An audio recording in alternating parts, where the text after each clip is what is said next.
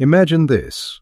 You are a 15-year-old German princess from a minor noble family, and one day your life changes completely. You are torn from your familiar world and taken to a vast, foreign and icy empire to become the wife of its future ruler. This is how, on February 14, 1744, the story of Sophia Augusta Frederica, born in Stettin on May 2, 1729, began the woman who would become Catherine the Great. But do you know your true worth? For young Sophie, it was crystal clear. To become the wife of the Russian heir, Peter Feodorovich. Here is what no one will tell you about how this choice was made.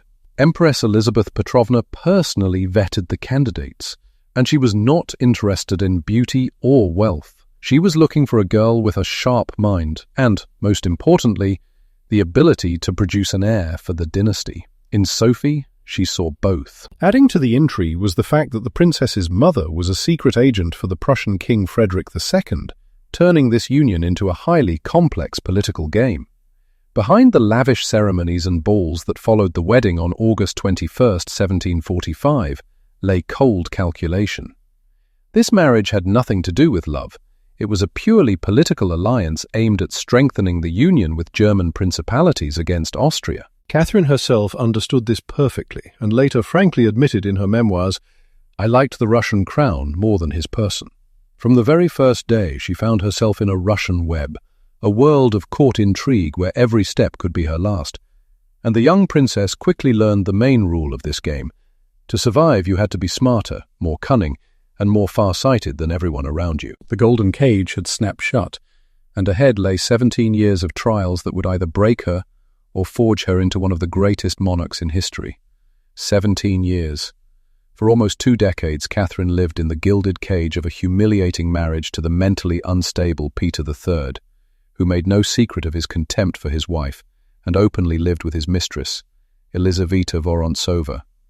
But are you ready for the shocking truth about what really happened behind their closed bedroom doors? According to one version, the marriage was never fully consummated due to Peter's physical issues.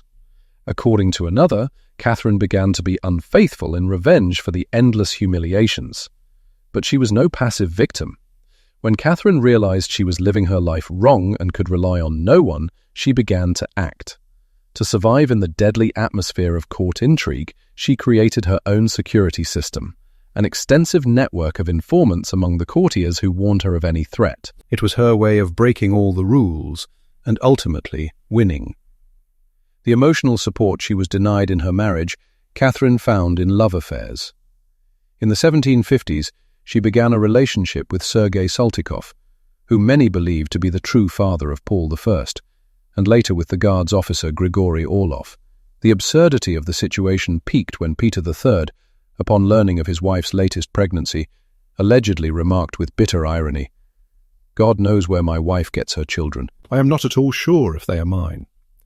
This phrase is not just an anecdote, but a verdict on their marriage and a testament to the complete alienation that was inevitably leading to disaster. June 28, 1762. This was the day that changed everything forever. Relying on the loyalty of the Guards and the energy of her favourites, the Orlov brothers, Catherine executed a daring palace coup and seized the throne. Her despised husband, Peter III, was overthrown. But what to do with an emperor who was still alive? Guess what happened next? Peter III was sent to Roksha under the supervision of Alexei Orlov. Just a week later, it was announced that he had died of hemorrhoidal colic, a diagnosis that, even at the time, provoked only a bitter smile.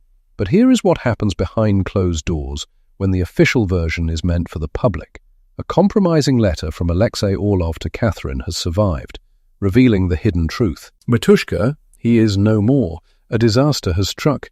We were drunk, and he was too, but he got into an argument at the table with Prince Fyodor Baryatinsky, and before we could separate them, he was gone. A drunken brawl, or a cold-blooded murder disguised as an accident.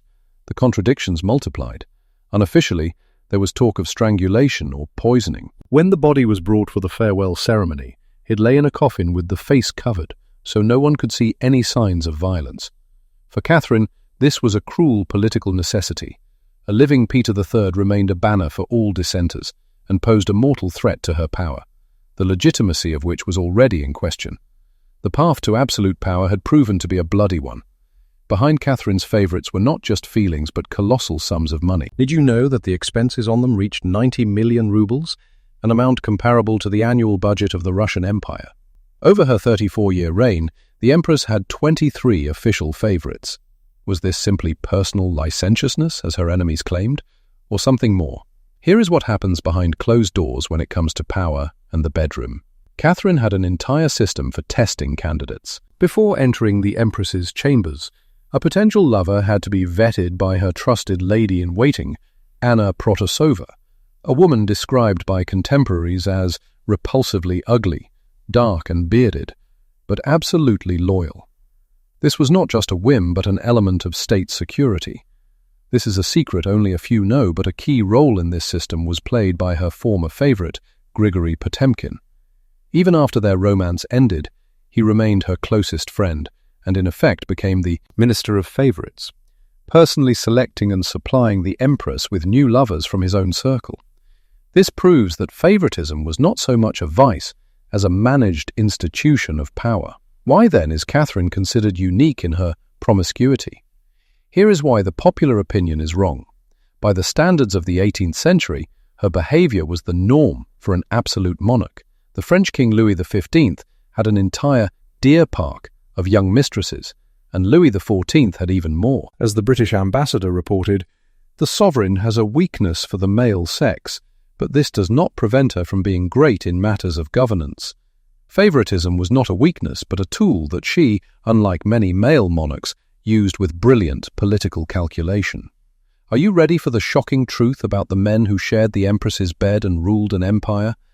Behind the dry statistics lie stories full of passion, power, and scandal. The first and one of the longest-serving favourites was Grigory Orlov. Their affair lasted 12 years. He fathered her illegitimate son, Alexei Bobrinsky, and helped her ascend to the throne. But behind his loyalty to the crown was personal licentiousness. Orlov pursued every lady-in-waiting and was even rumoured to have debauched a 13-year-old relative. Completely different was Grigory Potemkin. He was not just a favourite, but possibly the Empress's secret husband, her co-ruler, and her closest friend until the end of his days. He annexed Crimea, founded cities, and changed the map of Europe. The depth of their bond is revealed in one detail. When Potemkin had an eye ache, Catherine wrote to him, "My left eye hurts more than my right." Here is what no one will tell you about her later romances. After Potemkin, the young Alexander Lanskoy, whom she genuinely loved, entered her life. When he died at the age of 26, malicious tongues at court whispered that the Empress had ridden the young man to death. The last on this list was Platon Zubov, who was 38 years younger than Catherine. He received everything: the title of Serene Prince, immense wealth, and 90,000 serfs to boot. The influence of these men was so enormous that the French ambassador once wrote, "There are three powers in Russia: the Empress, Chancellor Bezborodko, and her lover." This was not just gossip, but an accurate political diagnosis. What if I told you that the most famous, most scandalous, and most vile myth about Catherine the Great is a lie from beginning to end? The legend of her zoophilic tendencies and her death during coitus with a horse is not just a rumour. It is a brilliant example of a smear campaign, a targeted disinformation attack that has outlived its creator by centuries. Here is the hidden truth that was long suppressed. This myth did not appear during Catherine's lifetime, but only after her death, and it had specific clients and perpetrators. The main drivers of this campaign were Russia's geopolitical rivals, France and Prussia. France sought revenge on the Empress for her consistent support of anti-French coalitions, while Prussia never forgave her for the loss of its influence over the Russian court after the 1762 coup.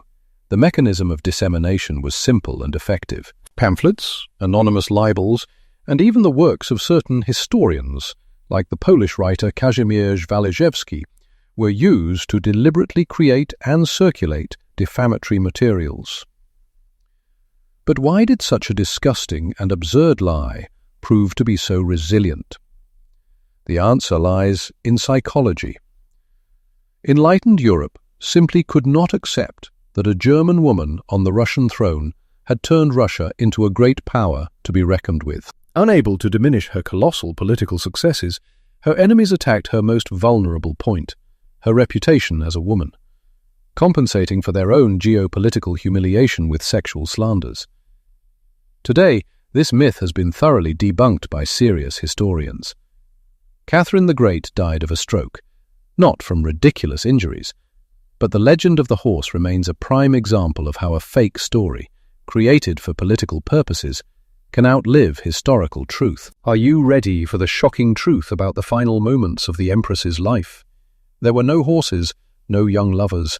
On November 6, 1796, Catherine the Great entered her toilet room in the Winter Palace, where she suffered an apoplectic stroke.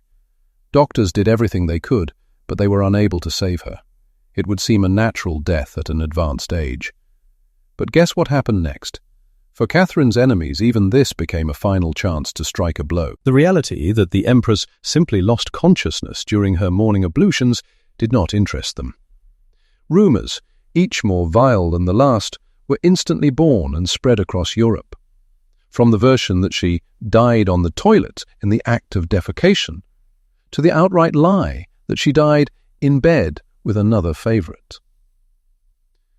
Here is what lies behind this slander. Her haters seized upon the location of her death. What happened in the privy became a powerful and humiliating metaphor for her entire reign, which they considered dirty.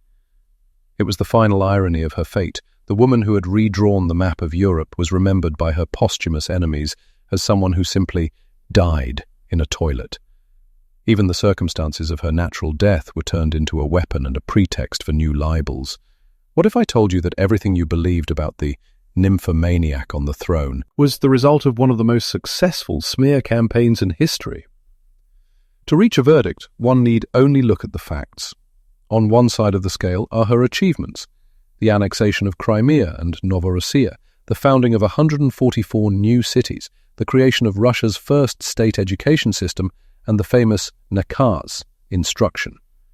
As the philosopher Voltaire wrote of her, history knows of no ruler who so greatly expanded the borders of their state in such a short time. On the other side is her main sin, 23 official favourites over a 34-year reign. But here is why this accusation is a prime example of double standards. This number is significantly lower than that of most male European monarchs of the era, whose love affairs were considered the norm. As modern historians note, Catherine was no more promiscuous than her male contemporaries on the throne, but she was far more effective. She became a victim of the fact that what was forgiven in male rulers was condemned as a mortal sin in a woman. The modern conclusion is clear. Catherine II was the target of a large-scale smear campaign, the main purpose of which was to diminish her incredible political successes and the achievements of Russia. Her personal life, which did not fall outside the moral norms of the 18th century, was twisted into a grotesque caricature and used as an effective weapon in a geopolitical struggle, a weapon that, unfortunately, proved to be incredibly enduring.